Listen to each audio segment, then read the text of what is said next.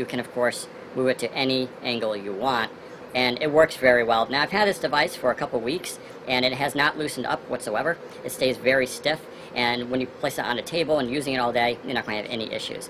It's very easy to close, too, as once you go by a certain point, you can see it loosens up and closes right away. When it comes to the Surface Pro 3 keyboard, Microsoft has done a lot of improvements. Here we're looking at the one for the Surface Pro 2 and the Surface 2, as well as the original Surface series.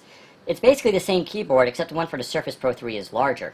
Only in the bezel region, though. The keys themselves are the same size. The other major change is the trackpad. As you can see here, the new trackpad is made from the same material, basically, as the keys, although technically it's very small glass beads. The old touchpad, though, was made out of the same felt material as the keyboard, and as a result it wasn't as accurate. It was also very small, where they've greatly enhanced the size of the new one. Having said that, it's still maybe too small for a lot of people, especially when it comes to height. You sometimes want to scroll up higher, but due to size restrictions, you can't. It works, but you still may want to use a mouse on occasion. When it comes to the type cover on the Surface Pro 3, Microsoft has not changed the connector at all. In fact, it's the exact same one as previous, although there are some strong magnets in there. It's almost difficult to pull off, but that's actually a good thing to have. As you can see, it attaches very strongly. The new feature, though, is this. It's an extra row of magnets, and that's because the Surface Pro 3 can have a second position. You can leave it flat like this, or if you're using it on your lap, you can attach it that way. Microsoft says this creates an extra angle over here and makes the whole Surface Pro 3 more steady when using in your lap. I tend to agree with that. It does fit better in your lap and it's easier to maintain. The Surface Pro 3 has a new pen. It's made by Intrigue and it's a change from the previous Wacom. I think for casual users, they'll really like it. But for artists, they may have trouble adjusting. One of the coolest features is this button on top. By pressing it, even when the device is off, it will launch right into OneNote. This is a quick version of OneNote, so it allows you to jot down stuff very quickly. However, if you want to unlock the full version, you just tap that, and it goes into your full OneNote experience. When it comes to the Intrigue pen and writing on the Surface Pro 3, it's a really good experience. You can simply place your palm on the screen, and it disables. You can then start writing, and the pen will detect everything except your palm, and that's exactly what we want. Touch sensitivity is good, though Microsoft said they're going to release a tool to help calibrate that. Let's take a look at the Intrigue pen versus Wacom. As you can see, the Wacom one here on the bottom is made out of plastic, whereas the Intrigue is now made out of metal. The quality difference is much better for the Intrigue. It's slightly heavier, feels a little bit more robust, and it's even slightly thicker. You of course have those two buttons over here, whereas you just have the connector on the old version. On top, of course, you also have the button. It's a very well designed pen, it's definitely better quality, and I actually prefer it over the Wacom. When it comes to storing the Intrigue pen on the Surface Pro 3, it's a little bit awkward. Sure, you have this little loop here on the side, and you can just slide the pen in and out that way. And it works, although it does feel a little bit clunky. However, I'm not sure what else Microsoft could have done. The pen itself is actually thicker than the Surface Pro 3, so there's really no way you can put it inside the device. And since it is a really good quality pen, you don't want to compromise by making it super skinny, plastic, or any other way. So I'm not sure what else could be done in that case. You can, of course, place it in various other places on the device, including the keyboard here. And you can head to Windows Phone Central for more information on those tips. When it comes to performance on the Surface Pro 3, I have really no complaints. The Core i5 is more than enough to launch most applications, and I really have had no issues. This is the same processor that's found in the Surface Pro 2, so if you're familiar with that device, you should be pretty comfortable using that on the Surface Pro 3.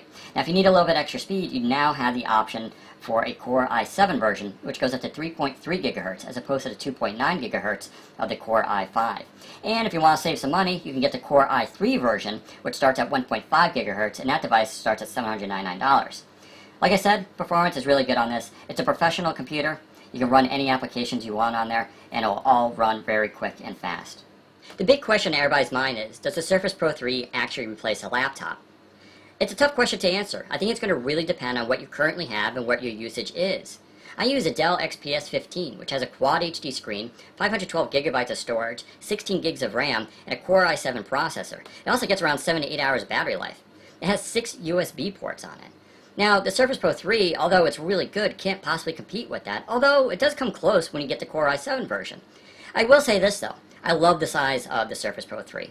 It's really thin, it's really light. You're talking less than 2 pounds. If I'm running out to the coffee shop, going out for it a day, I throw the Surface Pro 3 in my bag. It's what goes with me almost everywhere, because I can throw it in a shoulder bag and not even worry about it. My laptop, not even a question. Even though the Dell XPS is 4 pounds and it's actually very, very light for its size and power, it doesn't compare to a Surface Pro 3. So it depends how you're going to use it. But the question is, can most people afford both a laptop that's really powerful and a Surface Pro 3? If you can, definitely get both. However, if you can only choose one, like I said, it's going to depend on what you need it for. However, I think for most people who need to do basic computing, the Surface Pro 3 is more than enough. Microsoft is also touting the Surface Pro 3 as a tablet. So how is it? Well, at 1.7 pounds, it's definitely on the heavy side. It's also got a 12-inch display. That's much bigger than any tablet out there. Having said that, I actually really like using it. I don't have any issues. It works great, the screen looks wonderful, it's good to read magazines on, and of course, games look outstanding. But if you're planning on holding it for a long time, then sure, it may get a little bit tiring. Same thing if you have smaller hands or you're just not used to holding heavier objects. It's one of those cases where you're going to have to go to the store and maybe hold it yourself. I don't think it's prohibitive. I don't think a lot of people are going to be bothered by it. But I think in comparison to the competition, it is something to consider when getting a Surface Pro 3. It's not going to be as light, and especially considering 8-inch tablets are the big rage these days, it's going to be hard to compete against those. The final question for people about the Surface Pro 3 is going to be price. It's not really cheap if you consider it to be a tablet. It starts at $799. It goes up to a very high $1,949. That's for the Core i7 version, which comes with 512 gigabytes of storage and 8 gigs of RAM. That's actually a lot for a computer, and that's where it really starts to change. If you think of the Surface Pro 3 as a laptop, then those prices are actually within range of high-end computers these days. And this is a premium device, make no mistake, this isn't for budget-conscious people. And don't forget, you also have to add in a $130 keyboard to the price. So it's not very cheap, but it is a quality device. And if you think about it as a laptop and not as a tablet, but something as a laptop that can be a tablet, those prices aren't too bad. However, I think it will somewhat prevent people from buying this device, and it's really going to depend on whether or not you actually have a laptop right now that's actually performing well, or you're looking to replace it. Seeing as the Surface Pro 3 runs a Core i5, Core i7, or Core i3 processor, how warm it gets may be of a concern for some people, but I can say it's really not an issue. It does get a little warm, especially on the back, but it doesn't get hot. You'll never feel like it's just too much temperature.